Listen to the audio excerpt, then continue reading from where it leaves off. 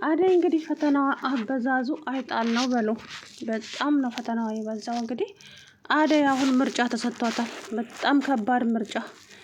ምክንያቱም አሁን ከአባቷ ወይስ ዴብን ትመርጣለች ብላችሁ ታስባላችሁ? አባቷ እንግዲህ በእሷ ምክንያት ታግቶ ነው ያለው። ያን ጊዜ ዴብን ይዛ ወደ ከተማ የተመለሰች ጊዜ ከዛ ጊዜ በኋላ እንግዲህ አባቷ ታግቶ ነው ያለው ማለት ነው። አደይ ደግሞ ስለዚህ ጉዳይ ምንም የምታውቀው ጉዳይ የለም እስካሁን ድረስ ማለት ነው። እና ከባድ ችግር ተፈጥሯል።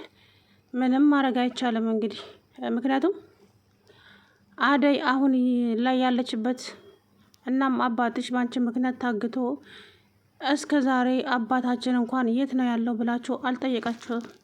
ምን አይነት ሰው ነሽ አንቺ አባትሽን እስከ ዛሬ ሳትጠይቂው ሲላት እንግዲህ አጎቷ ማለት አባዬ አባት የንጉሶቹ ይዞታል። ምን? አዎ እንግዲህ ዴቭ ባለመሞቱ ማን ተሰማችሁ ማለት ነው። እንግዲህ ዴቭ አለ ድካም ነው እንደዚህ እያደረገ ያለው ምግብ እየሰጡት ስላልሆነ ነው ድክም ያደረገው። እና ከኔ ምንድን ነው የምትፈልጉት?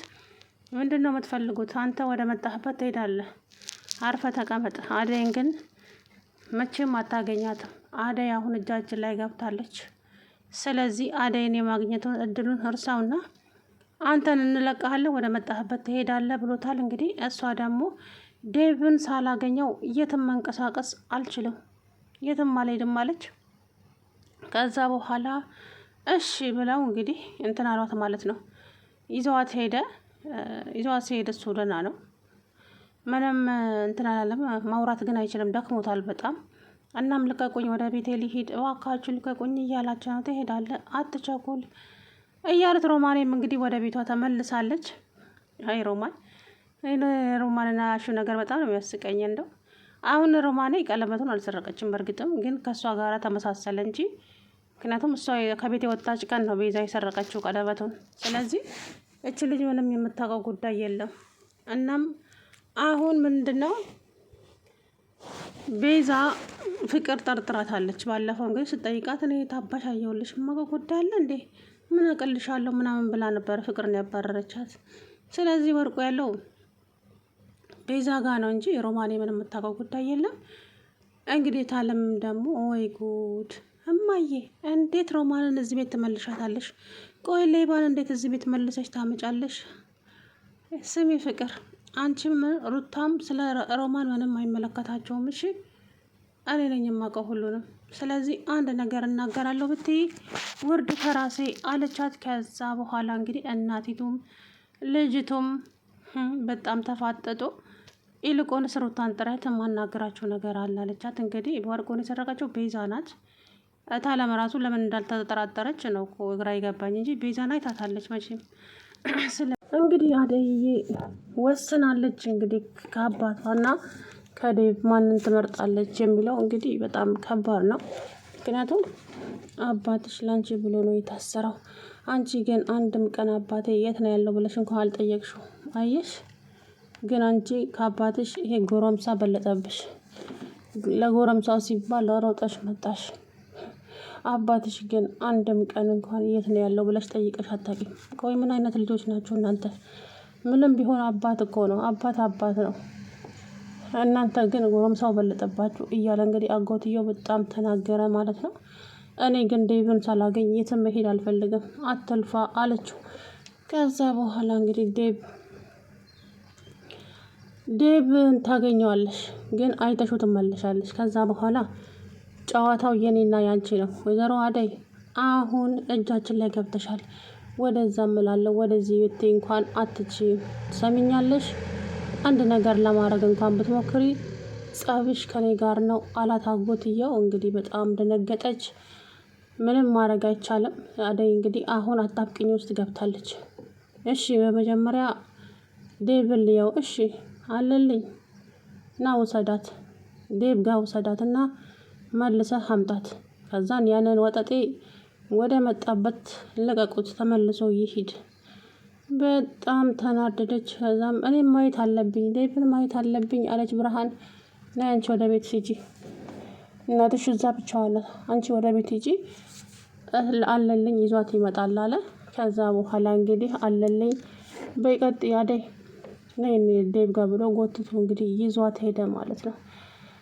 ምን እንደሚል እንግዲህ ለማየት ጓጉቻለሁ እኔ ራሴ። ምክንያቱም እንግዲህ ዴቭ አደይን ሲያያት ምን እንደሚሰማው ማሰብ አይከብድም። ምክንያቱም የደረሰበት ነገር በጣም ከባድ ነው።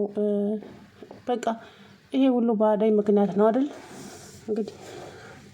ስለዚህ የዴቭና የአደይ ግንኙነት እዚህ ጋር ይበቃል ይመስለኛል። አደይ አሁን ትወስናለች ውሳኔ ገባችሁ። ከአባቴ የሚበልጥብኝ ነገር የለም ነው የምትለው። ባል ነገ ጠዋት ሲቀር ይቀራል፣ ምንም ቢሆን ቤተሰብ ነው ጌታዬ። ስለዚህ እንግዲህ አደይ ምርጫዋን ታሳውቀዋለች። ብቻ ዴቭን ልቀቁት ብላ እንዳታመልጥ ብላችሁ አፍሩ። አሁን ካመለጠች ግን የአደይ አባት ራሱን ያጠፋል። በእውነት የእውነት ከባድ ችግር ውስጥ ነው የሚገባው። የአደይ አባት አሁንም ከባድ ችግር ውስጥ ነው ያለው ማለት ነው። ምክንያቱም አደይ ተመልሳ ወደ ከተማ ከሄደች ቀን ጀምሮ ነው የንጉሱ ቤተሰቦች የያዙት ማለት ነው ይህንን ሰውዬ። ስለዚህ አደይ ምርጫዋ ምንድን ነው? ዴቭን ወደ መጣህበት ሂድ፣ እኔም አባቴን መርጫለሁ። ከአባቴ ማንም የሚበልጥብኝ ነገር የለም። ስለዚህ አንተም ወደ ከተማ ሂድ፣ እኔም ደግሞ ወደ አባቴ ሄዳለሁ። አባቴ መረጠልኝን አገባለሁ ወይስ እንዴት? መቼም አላደርገውም ብላለች። አባቴን ያገቱትን ሰዎች እነሱን ላገባ በፍጹም አላረገውም ብላለች። ግን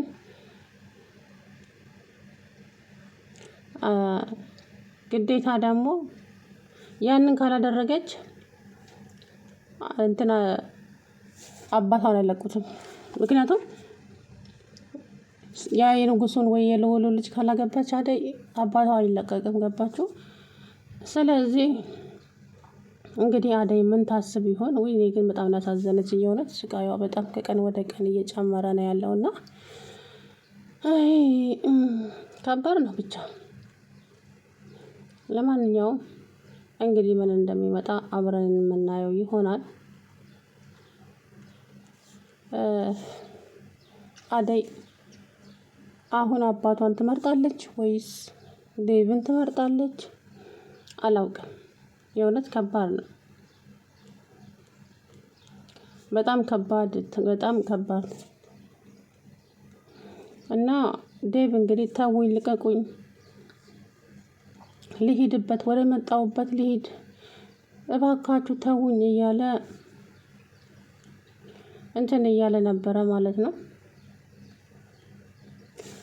እናም አርፈ ተቀመጥ ምን ይላል ይሄ እንዳልጀልጥ በያዝኩት ዱላ እያለ ጭራሽ እንትና እያስፈራራው ነው ማለት ነው። አለልኝ። እሺ ቆይ ምንድን ነው ያደረኳችሁ? ያደረኳችሁን ብቻ ንገሩኝ እና እኔም ወደ መጣሁበት እሄዳለሁ። ከዛም አርፈ ተቀመጥ አልኩህ እኮ